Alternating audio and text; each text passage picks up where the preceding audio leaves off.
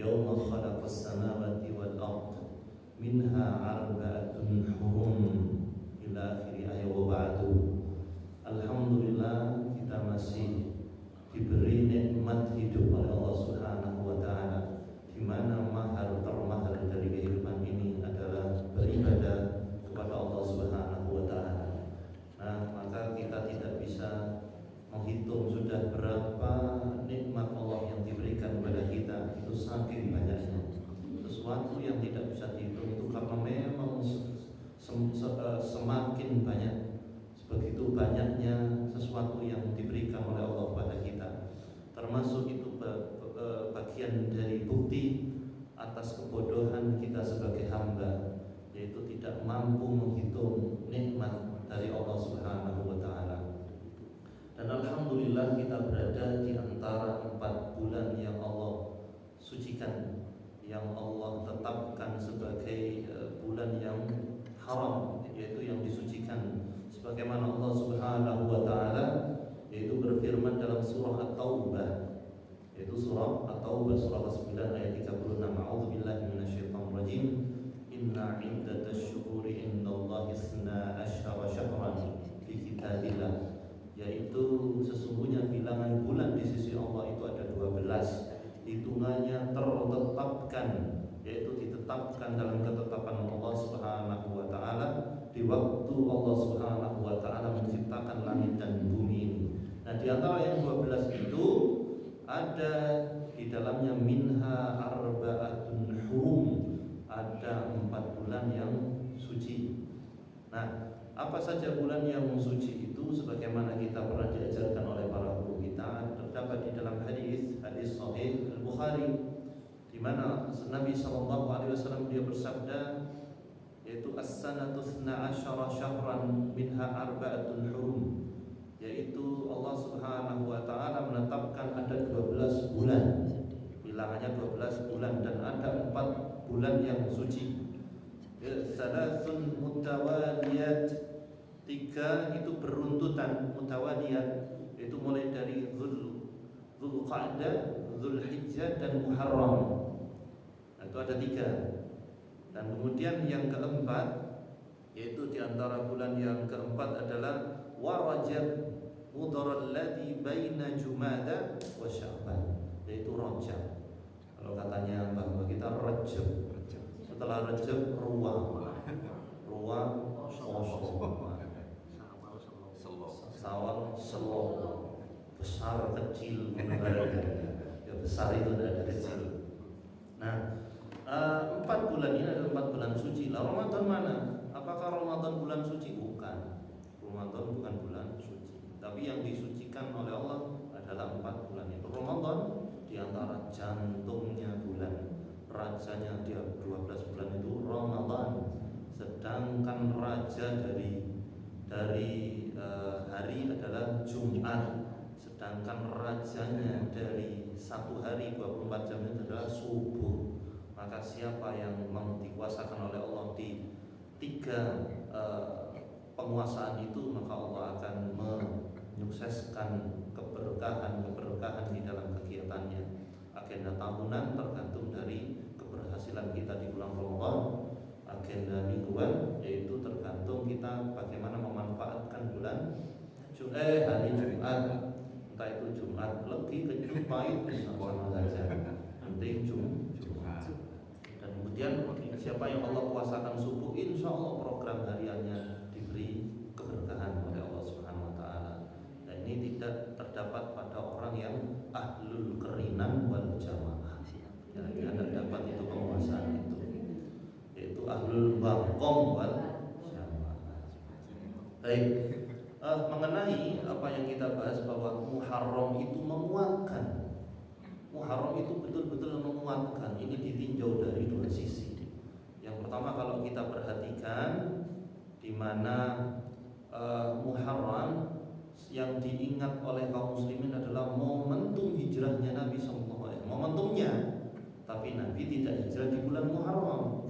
Nabi itu hijrahnya di akhir Safar, dan sampai di awal Rabiul Awal. Ya, itu lebih tepatnya adalah beliau berhijrah itu kemana hijrahnya? Gak pernah Nabi hijrah ke Madinah. Siapa bilang? Ke Yathrib. Nabi hijrahnya ke Yathrib, tidak pernah ke Madinah, apalagi Kendal Paya. Yaitu beliau hijrah ke Yathrib, yaitu di tanggal 27 Safar di tahun 14 kenabian. Ya 14 tahun beliau bertahan dengan hinaan, dengan cacian, ya, dibully, kemudian disiksa para pengikutnya oleh kaum Quraisy, kaum kafir Quraisy. Maka di sanalah perintah Allah untuk berhijrah ke Yathrib. Setelah ada bahasanya ulama kontemporer itu adalah uji coba hijrah, yaitu hijrah awalnya ke Habasyah, ke Ethiopia, ke Afrika, nyebrang laut itu, yaitu Laut Merah. Nah, waktu itu rombongan pertama yaitu diketuai Amir Safarnya adalah Utsman bin Affan radhiyallahu anhu bersama istrinya. Yaitu siapa istrinya Utsman? Bu Utsman, ya. Yaitu Ruqayyah binti Rasulillah sallallahu alaihi wasallam. Ya, Ruqayyah Bu Utsman itu kan gitu. Kalau istrinya Ustaz Dono ya Bu. Tapi tidak ikut ke Habasyah, dia mendampingi dakwahnya Ustaz Dono. Masya Allah. Barakallahu fikum. Bu Utsman namanya Ruqayyah. Bu Utsman ini ada 4. Istri Bu Utsman yang keempat itu namanya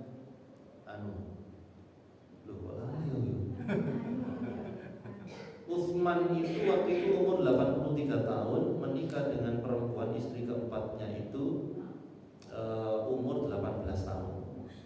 Itu 83 oleh 12. Kan lulus SMA itu ya. Namanya Nafia. Itu istri Bu Utsman nomor kalau Bu Rafi satu yang resmi satu ya. Nah, beliau meninggalkan Mekah yaitu tanggal 27 Safar dan sampai di Madinah yaitu tanggal 12 Rabiul Awal, dan sempat 3 hari beliau bersembunyi di Gua Thur. Diarani gua ya, gua cepitan itu. Dia kan lebih kecil daripada Gua Hiro. Gua Hiro aja sudah gitu kok. Ya diarani gua itu bukan gua. Cepitan. Ini apalagi Jabal Thur. Di Jabal Thur yang memang tinggi. Nah, namun itu ada di situ ada Gua Thur. Nah, di Ghari Thur. Nah, kemudian selama 3 hari sembunyi di situ. Nabi alaihi wasallam dia cepitan itu. Dan Allah memberikan taufik kepada beliau dan orang yang bersama Nabi di Gua. Siapa itu? Yaitu Abu Bakar As-Siddiq radhiyallahu anhu. Masya Allah. Kenapa dalam 2 sisi kita melihat Muharram ini menguatkan? Kita melihat momen hijrahnya Nabi. Kayak orang itu kalau dihantam ujian itu benar-benar akan teruji imunnya itu. Imun ya iman. Nah, akan teruji. Kalau orang tidak pernah diuji, ya dia tidak pernah mendapatkan ujian, dia tidak teruji kekuatannya. Makanya dia akan menjadi orang yang lemah.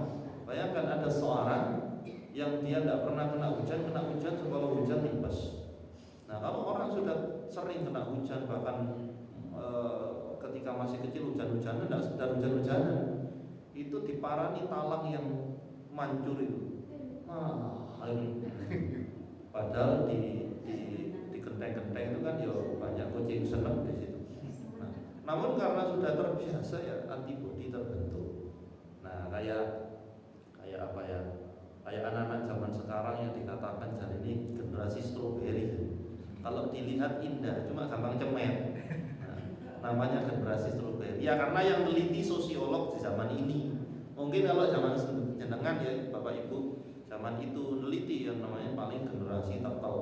Ya itu. Gampang cemen. Oh, kurang cemen ya. Oh ya, lemper itu lebih cemen. Kalau tak kan dideploi gitu sampai cekek. Iya, tenang itu tadi. Masya Allah. Begitu momen Muharram ini harus menjadi sesuatu momentum, yaitu menguatkan, mengingat bahwa Nabi dan para sahabat itu disiksa ketika masuk Islam, dan kita tanpa siksaan sekarang. Ya pajak mudah gitu.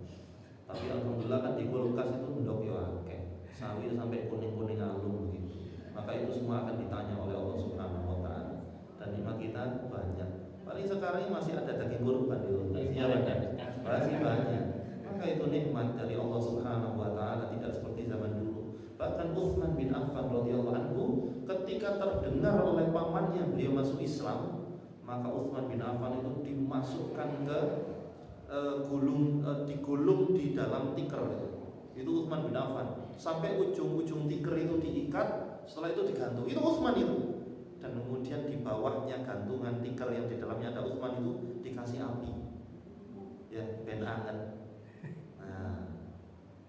Maka untungnya tidak jadi Utsman guling, tidak sampai meninggal. Memang diseksa itu, begitu berat masuk Islam waktu itu. Masya Allah. Jadi orang itu kalau sudah tertempa, insya Allah akan kuat. Ya kayak petinju, dipukuli kayak apa mau enter. Nah, karena sering dipukul. Nah, orang yang sering diuji juga begitu, sering dapat musibah, itu akan kuat itu. Sehingga kalau dalam tingkatan tertentu lihat orang yang nangis-nangis, ujian aku berat. Oh, ujiannya sampean itu. Ujian sampean utang kuat. Piro utang banyak itu berapa? 30 juta apa? 1,5 M. Loh, itu kan jadi iso roto apa ini lebih dari itu.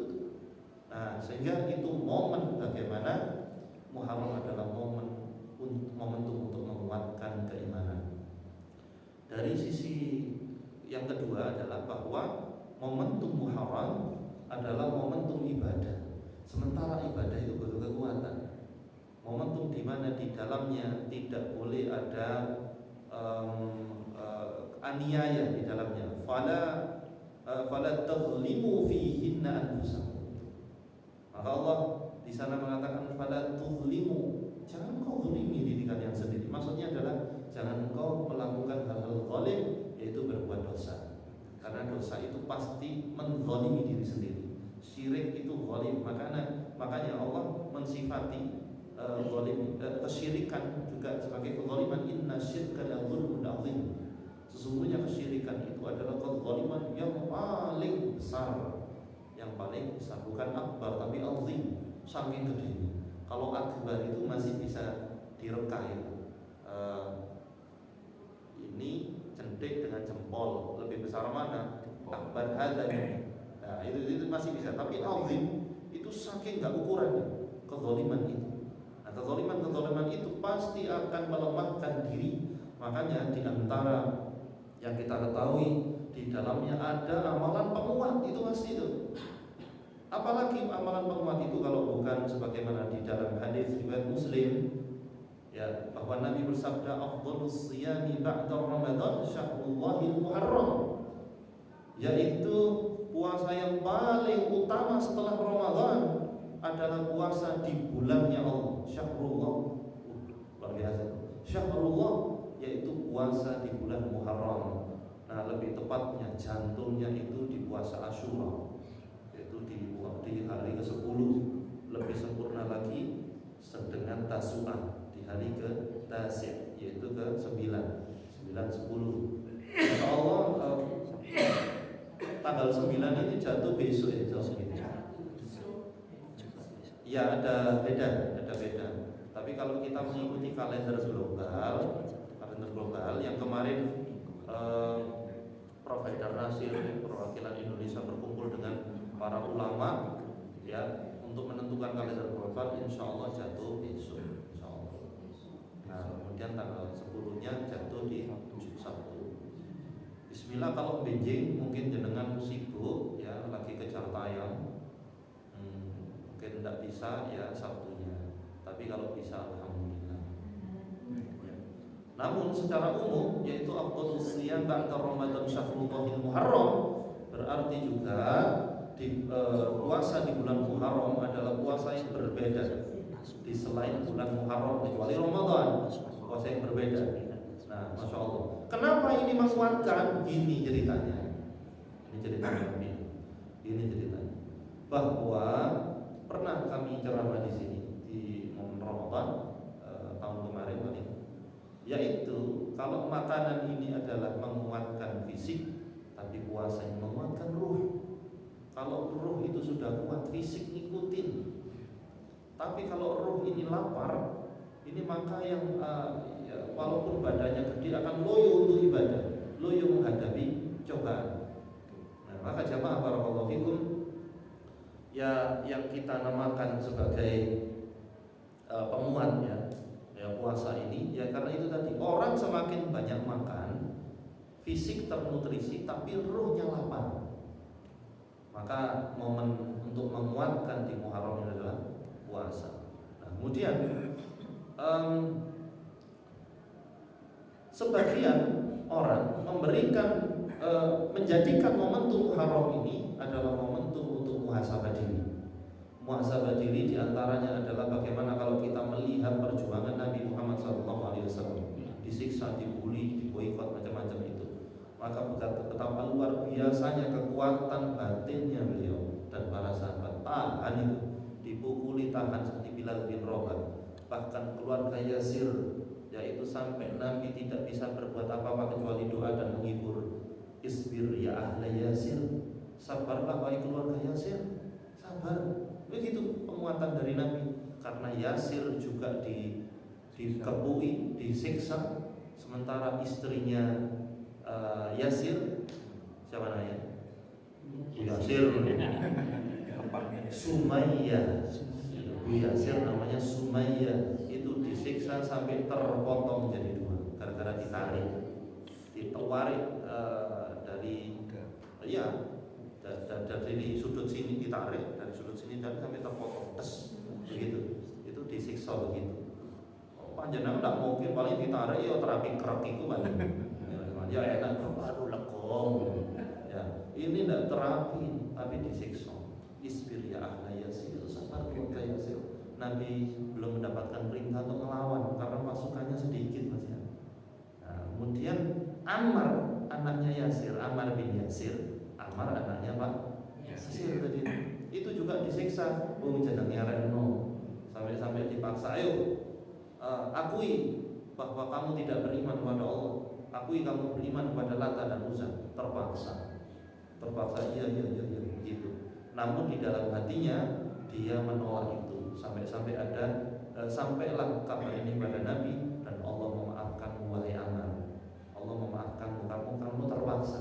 Kaidah terpaksa itu kalau sudah nyawa ini mau lepas itu terpaksa.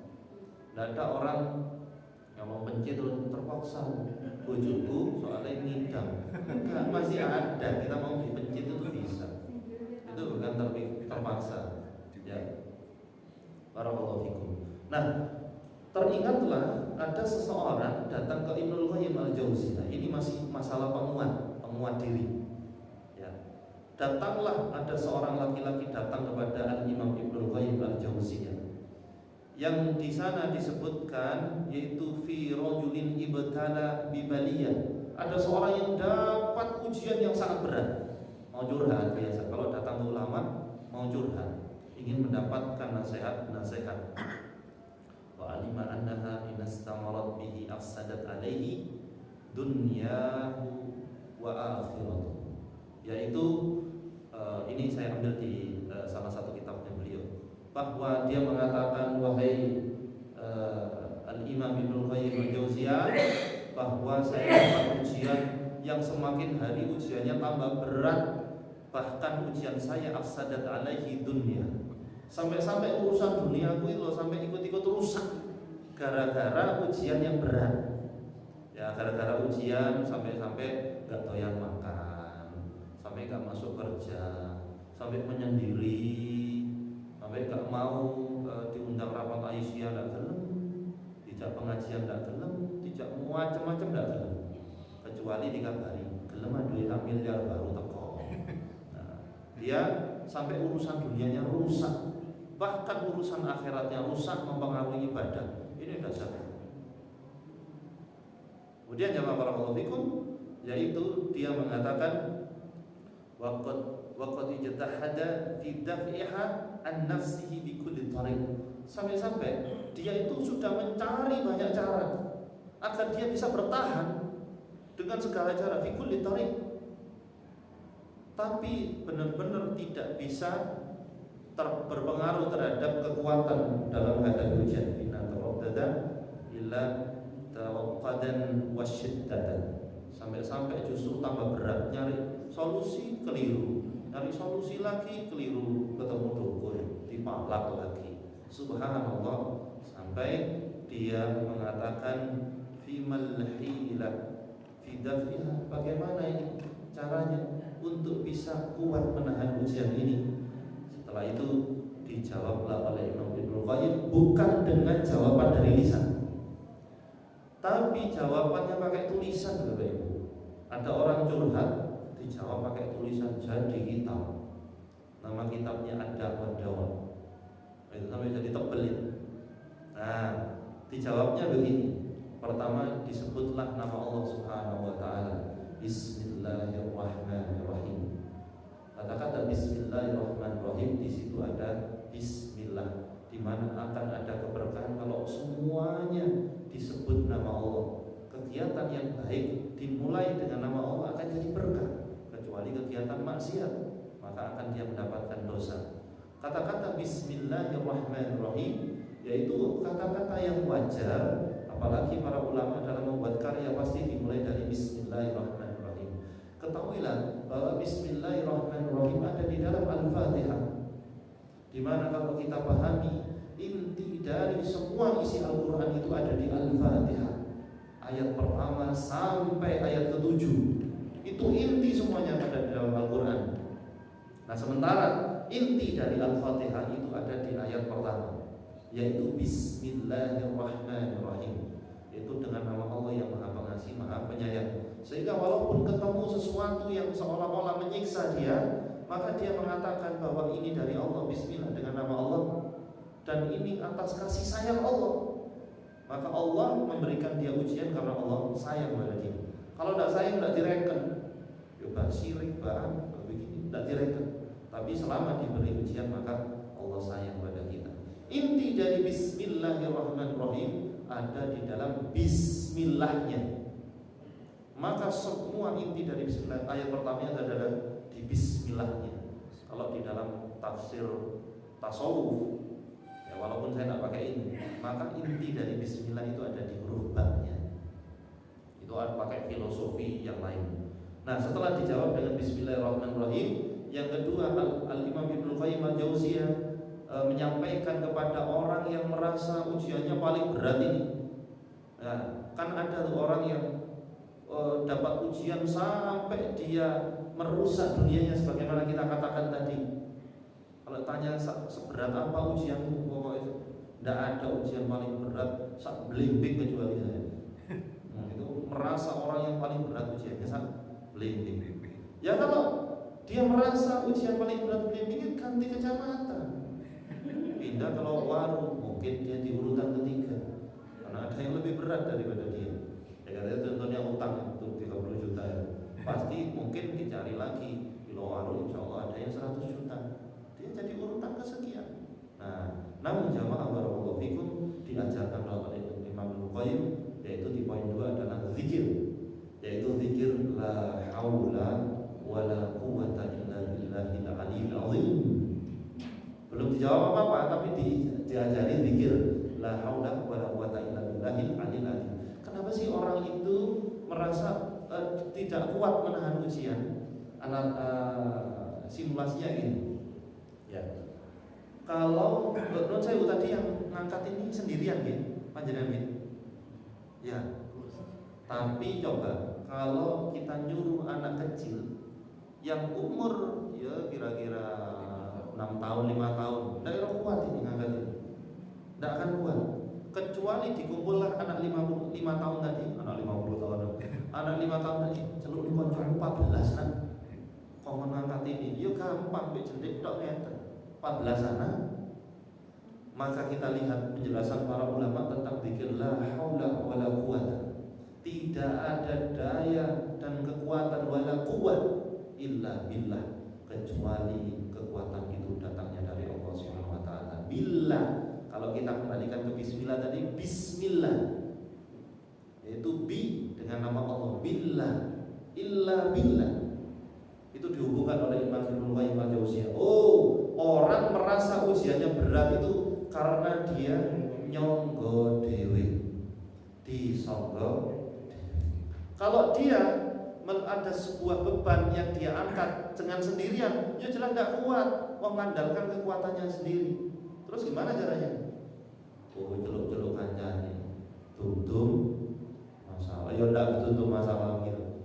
Maka kalau masalah ini yaitu dibagi kepada manusia yang lain, ya jelas bisa jadi manusia itu juga punya masalah. Walaupun curhat kepada bestinya, sahabatnya itu, aku punya masalah berat sekali, aku ingin dikhianati, loro hati, koncone melu nangis, kok podo sih, walah podo sih, akhirnya nangis bareng di pojokan. Maka ini sebuah pengajaran penting bahwa seberat apapun masalah kita, kalau kita pasrah kepada Allah, bahwa kita yakin bahwa Allah yang ngasih masalah ini, berarti mampu saya. Nah, sehingga dia bersama Allah, ya ada ma'iyatullah, kebersamaannya dia dengan Allah. Coba di momen hijrahnya Nabi itu, kalau dibilang stres, ya bisa stres, bisa stres ya. Lalu ini sudah dekat kok orang yang ngepung itu, orang kafir Quraisy itu dekat. Sementara Abu Bakar gelisah. Abu Bakar gelisah, lalu sudah di atas gua begini, di mana di Jabal Thur itu ono celah itu. Nah, seandainya mereka yang ngepung Rasul itu delok ini, loh, kok Allah? Nah, itu kena sudah itu. Maka Abu Bakar gelisah, bukan gelisah karena dia nanti takut bahwa beliau radhiyallahu anhu nanti dibunuh terus mati, enggak, takut karena nanti Rasulullah, mengkhawatirkan Rasulullah kalau ada apa-apa dengan beliau. Tapi lihatlah kata-kata Nabi kepada Abu Bakar Siddiq, innallaha ma'ana, sesungguhnya Allah ma'a, bersama kami, bersama kita. Jadi kuatlah Abu Bakar Siddiq, ada Allah. Yang orang ketiga, ada dua orang, yang ketiganya adalah Allah Subhanahu wa ta'ala. Jadi ya sebagaimana kenapa sih ada orang tubuhnya kecil tapi metete kewendel, kenapa dia? Nama ternyata dia punya dekengan. Nah, kenapa dia Pak Likku samsat ngono barang itu, Pak Likku polsek. Tapi kalau ada yang datang yang dekengan lebih kuat, pasti dia lemes. Omku wakil presiden, lah itu habis. Tapi beda dengan seseorang yang dekengannya adalah dekengan pusat, yaitu Allah sendiri yang mendekenginya, yang membersamainya. Ya, maka kata-kata innallaha ma'ana adalah kata-kata untuk meneguhkan diri di dalam hijrahnya Nabi Sallallahu Alaihi Wasallam. Ya sebagaimana la haula wala quwwata illa billah. Terus yang ketiga, dinukillah oleh Ibnu Qayyim al-Jauziyah, yang ketiga ini untuk menguatkan seorang. Berarti kan butuh solusi. Tadi kan orang ini sampai-sampai bilang ya, waqad ijtahada fi dafiha an nafsihi bi kulli tariq. Saya sudah tidak kuat nyari cara ini itu, tidak kuat, sudah tidak mempan semuanya, sudah segala cara fi kulli tariq, semua jalan sudah saya tempuh, tapi tetap tidak bisa menahan ujian ini. Maka berarti solusinya apa kan gitu? Nah, dikasih solusi. Poin 3 ini adalah solusi dari Ibnu Qayyim. Beliau menukil sebuah hadis yang sahih, dan hadis ini masyhur, yaitu Nabi bersabda, wallahu fi aunil abdi, Allah senantiasa menolong hambanya. Berarti butuh ma'unahnya Allah, al-aun, ya, butuh pertolongan Allah, berarti kan, bukan pertolongan yang lain. Imam Qayyim ngajari itu, wallahu fi aunil abdi, maka Allah senantiasa menolong hambanya. Maka adalah abdu fi auni akhi, selama hambanya nolong dulure, nolong saudaranya. Ini rumus penting ini. Kita punya masalah seberat apapun, kalau ingin ditolong oleh Allah, nolong dulu, yaitu nolong dulur, nolong saudaranya, sesama muslim. Bahkan dia nolong manusia, secara umum. Allah tidak melarang kita berbuat baik kepada orang di luar Islam. Mumtahanah 6, yaitu la yanhakumullahu 'anil ladzina lam yuqatilukum fid din wa lam yukhrijukum 'an diyarikum. Allah enggak melarang kalian berbuat baik kepada orang di luar Islam selama ada 2 syarat. Mereka tidak merangi kalian, tidak musir kalian. Nah, orang kafir model-model bangsa Tenyom, yaitu Israel, Zionis laknatullah alaihi majma'in, mereka tidak pantas ditolong. Terus dibom, dirudal, benar sudah. Kasih bawang putih pirang-pirang ton terus dirudal. Berarti mungkep kayak bumbu racik. Barakallahu fikum. Nah, maka nulung itu jadi sebab kita ditolong. Nolong orang, walaupun sekecil apapun. Sehingga dalam kondisi sulit betul kepepet, yang harus jadi pikiran kita tentu saja la haula wala quwata illa billah. Kemudian itu kalau kita urusan dengan Allah, berarti tinggal urusan dengan manusia. Adakah dulur saya yang butuh ditolong? Ya nyari. Ya. Bisa jadi jangan langsung masuk ke grup keluarga gitu. Ya panjenengan umum makan sopo sing oleh masalah ngacung. Kok ngacung enggak. Ya wis sudah, kita nulung semampu kita. Bisa jadi nulungnya dengan harta tidak mampu lah, dia bilang utangnya 1 miliar. Ini 30 juta ya, nulung dengan memberikan semangat. Saya itu teringat Pak Harto dengan segala kekurangan kelebihan beliau, yaitu waktu Bosnia lagi perang itu kan tidak ada pemimpin negara yang bisa ke sana. Tak mau kalau pesawat itu ditembak, tapi beliau pergi ke sana sampai ajudannya pusing. Ini tidak bahaya ya? Enggak guys, kita ke sana. Karena bentuk dari menolong negara sahabat. Walaupun kita tidak mampu nolong dengan uang, maka kita hadir untuk memberikan semangat. Masya Allah. Bisa jadi kita nolong saudara itu dengan cara menyemangati, dengan cara menghibur dia. Lah itu Allah tidak akan menyia-nyiakan apa yang kita lakukan. Pokoknya nulung, ya, pokoknya nulung itu tadi. Nah, baik. Makanya kayak Malang ini ya. Malang ini kan darurat bunuh diri, Pak. Malang ini. April kemarin saja itu ada 3 rentetan bunuh diri dalam 1 bulan di kota loh. Kalau ditambahin kabupaten jadi 5. Loh, enggak dengar aja kan? Oh, yang paling besar itu di Pandanwangi sini, yaitu sekeluarga bunuh diri, yaitu menenggak racun. Duduk racunan, apa itu nyamuk itu loh. Enggak dengar jangan beritanya. Itu satu keluarga itu. Nah, racun diuyup, meninggal, bunuh diri satu keluarga. Motifnya adalah motif ekonomi. Nah, saya penasaran, tanya sama ada teman Ustaz di situ, tanya. Ini kejadiannya dekat jenengan apa? Kenapa? Metofikon katanya punya hutang. Katanya. Saya penasaran hutangnya berapa ditelusuri. Kenapa sama menelusuri hutangnya kok enggak ya coba? Kami observasi. Ternyata ditanyai selenting-selentingan punya hutang sekitar 20-an juta. Subhanallah. Teman saya punya hutang 1,5 M urip. Gitu. Ada teman ini. Pokoknya blimbing juga. Ini teman saya juga. Itu punya utang 10 M loh. Masih hidup itu. Anak muda punya utang 10 M. Main apa dong. Cuma kan masih hidup. Dia utang 20-an juta, bunuh diri. Oh, apakah bisa dibuat algoritma, yaitu minimal hutang 20 juta, bunuh diri? Ya, enggak juga. Yang lemah adalah hatinya, keimanannya yang lemah. Nah, itu. Banyak kalau dikumpulkan orang-orang yang punya hutang. Sampai teman saya yang punya utang 10 juta kan sampai loro jantung sama nih. Lah boleh utang 10 M yang loro jantung. Loh, kayak kan sih akeh utangnya negara. Itu aja negara ya mati-mati kan itu. Berarti kan kuat ya. Masyaallah. Pokoknya pasti ada yang punya hutang lebih dari itu.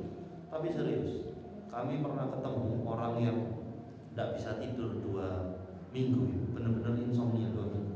Itu gara-gara punya utang 100 M. Lah kan lu ya, tapi saya urip kan gitu. Masya Allah. Subhanallah. punya utang kok masya Allah. Gitu dalam para yang kedua kejadian itu seminggu kemudian kan cleaning service-nya rumah sakit UB panjenengan pirsa itu gantung diri di basementnya. Padahal 5 hari lagi mau nikah, bunuh diri. Ternyata ada berita-berita dia dikhianati, frustasi gara-gara calon istrinya itu selingkuh. Jadi ini ngono gitu. Lah saya juga punya teman-teman yang diselingkuh ya saya urip karena waras. Dia waras. Kalau tanya lo apa enggak frustasi, oh itu akeh itu berarti waras. Bahkan jumlahnya lebih banyak dari laki-laki. Ya kalau enggak jodoh dengan arek lojen yang tinggal goreng arek blembe. Geser di lawak waru ke atas lagi ndau. Masih banyak sampai anjok kasembon juga banyak gitu loh. Itu kalau waras temannya. Itu gara-gara perempuan gantung gitu. Yang ketiga di jembatan Telogo masih itu loncat. Ya, mahasiswa. Rata-rata mahasiswa UB wis meneh-meneh kok mahasiswa UB. Laki-laki lah yang loncat di towernya UB juga laki-laki. Itu masalahnya keluarga juga dengan perempuan. Padahal perempuan. Nah, kebanyakan yang bunuh diri itu laki-laki ya. Ya, yeah. Kapan panjenengan terakhir menemukan berita bunuh diri perempuan? Jarang. Ya kan dipikir-pikir ya karena itu mikirin apa? Perempuan masalahnya perempuan. Karena laki-laki kan gampang ngeluh, gampang sakit kepala. Ya, makanya obat ngeluh itu kan laki-laki semua covernya. Loh, enggak percaya? Ayo, Oskadon, mana? Paramek, mana? Bodrek, mana? Kalau kecampuran umbelet baru lanang wedok. Itu Poldanmi, mana? Tapi ono wedok ya, karena migrain itu karena stres. Perempuan itu. Baik. Nah itu masalahnya bapak-bapak yang buat pusing jenengan siapa? Mendak nganggur. Ada yang pusing sini ya, imannya jos, masya Allah. Nah perempuan kalau ngeluh ya mungkin ya bukan karena pusing ya. Kalau perempuan itu kebanyakan karena bukan pemikir, emosional itu lampek kan. Makanya obat sesek itu perempuan semua. Neonamasi itu kan dijiretang patang pardoy. Itu asma suhu juga perempuan. Siapa yang bikin jenengan apa bu? Ya bapak ya anjing nggak boleh gitu. Ya kowes owato menulis. Barakallahu fikum. Nah maka itu semuanya akan menjadi kekuatan kalau iman yang jadi nutrisi kehidupannya dia. Masya Allah, tabarakallah. Kalau di kabupaten bunuh diri, masih ngomong bunuh diri, itu tetangga kami yang di Pakis, karena kami juga tinggal di Pakis Pasar Sayur itu April juga bunuh diri gantung. Bapak-bapak kalau ini masalah keluarga juga dengan masalah dengan istrinya gantung di PT Nongko. Itu dekatnya kelurahan Kedungrejo, kantor desa Kedungrejo. Panjenengan cek itu wit nongko sih on. Bahkan godong nongko itu buat makan kambing kurban. Ya tidak ada hubungannya, tidak apa-apa. Nah, gitu jamaah barakallahu fikum.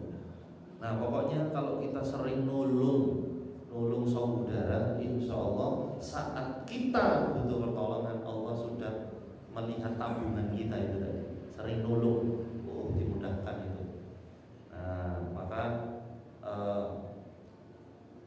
kalau peribahasa mengatakan itu kan kalau kita nanam kita akan manen, pasti itu insya Allah. Betapa banyak cerita itu dari beberapa orang yang bisnis kos-kosan.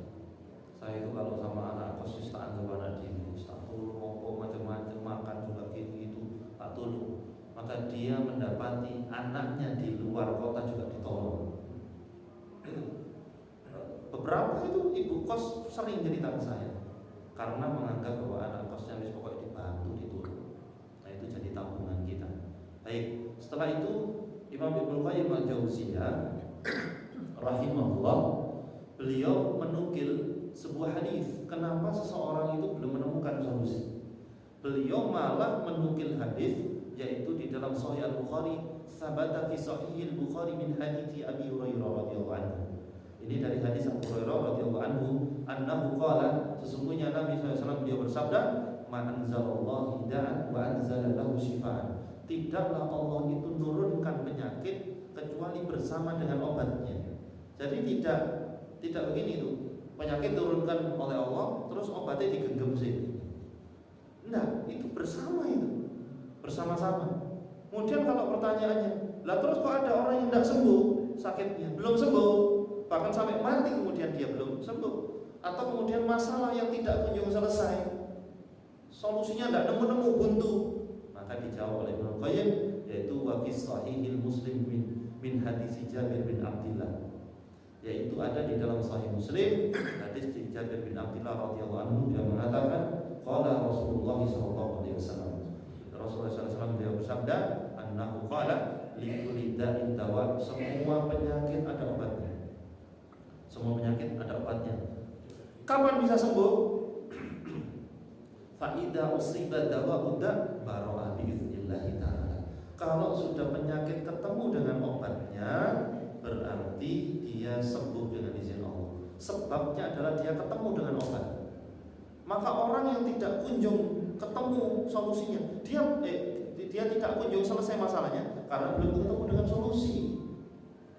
Berarti kita diperintahkan untuk nyari solusi, nyari obat kalau itu sakit. Nah kemudian sudah nyari tapi belum ketemu.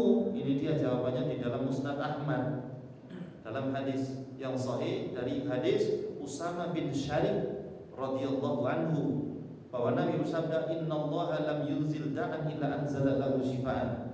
Allah itu kalau nurunkan penyakit pasti nurunkan obat. Dari tadi kan bahasanya turun, anzala, yunzil, ya turun. Berarti memang masalah ini dari atas.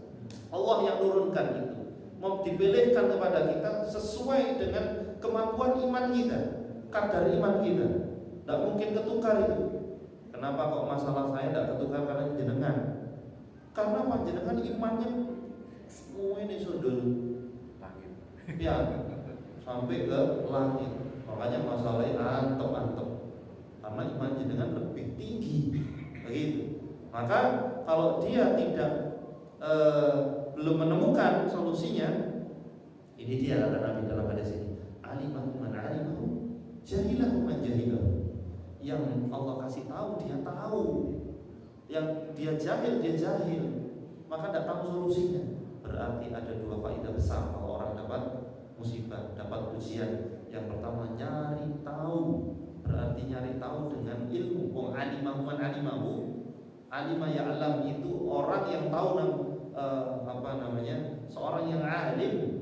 Berarti dia harus alim, harus tahu terkait masalahnya sebelum masalahnya. Dan dia yang kedua harus datang kepada orang yang tahu. Kalau masalahnya masalah bisnis, maka datanglah ke pakar bisnis. Kalau ini masalah bisnis, misalkan masalah pertambangan, ya kan, misalnya dia panjenengan tambang kereweng, lagi kok gejrot pendapatannya, datanglah ke pakar pertambangan. Ya kalau masalah mesin, ya jangan tanya ibu-ibu, nanti di solusinya tidak pas. Apa kok mesin jebret? Lebaran santen nih, ambil keluar gitu. Lah masalah masak contohnya datang kepada yang pintar masak. Kalau datang ke bengkel, ya disuruh nguleti sempet. Nah, barakallahu fikum. Berarti kita mendatangi seseorang yang tahu, seorang yang dia dalam kondisi belum selesai di dalam masalahnya, berarti juga ada faidah bahwa ini faidah besar untuk dia bisa sadar bahwa dirinya adalah hamba yang jahil, hamba yang bodoh, butuh bimbingan Gusti Allah Subhanahu wa taala. Ini biasanya masuk untuk tanya jawab, mboten kan? Mboten nggih? Sudah tidak ada masalah belas. Ada? Nah, bisa jelaskan. Kenapa? Sudah masuk. Iya, sudah masuk. Baik, ini belum bunyi ya? Nunggu bunyi. Sudah. Oh, sudah masuk ya? Sudah. Oh, barakallahu fikum. Nah, itulah tadi. Semoga momen Muharram ini momen yang menguatkan jiwa, menguatkan hati, karena memang ditinjau dari dua hal. yaitu momen pemikirannya Nabi yang banyak disiksa, banyak dibully. Kemudian momen penguatan ibadah di bulan Muharram. Jangan lupa puasa Asyura, dan semoga bisa menguatkan hati kita. Dan teringatlah bahwa di dalam puasa doa ladurat, dakwatan ladurat, yaitu doa yang tidak tertolong. Minta tolong kepada Allah, insya Allah kita ditolong, dan kita banyak nolong saudara kita. Insya Allah Allah juga akan menolong. Alhamdulillah, Allahumma shalli ala Nabi Muhammad. Subhanakallahumma wa bihamdik, asyhadu an la